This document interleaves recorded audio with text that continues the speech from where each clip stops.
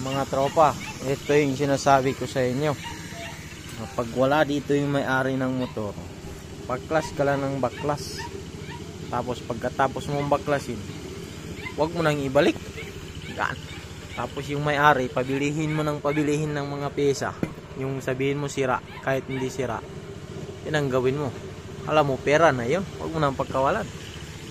Yan yung mga tropa. Ang ginawa ko, binaklas ko yung side cover, crankcase, saka yung head. Binaklas ko. Kita niyo naman yan. Tapos pagbalik ng may-ari, sabihin lang na yan yung sira. Ituro mo lang kung ituro yung ano yung sira. Tapos pabilihin mo. Pag nabili niya, kunin mo yun. Tapos balik mo na. Kasi may mga maiwan mga tornilyo dyan, ibulsa mo. Tapos ipunin mo. Pag marami ka na naipon, ipakilo mo na lang. Ganun lang kasimple mga tropa. Kumita ka na. Ano mga tropa? Na-gets nyo ba yung ibig kong sabihin? Ride Jeep!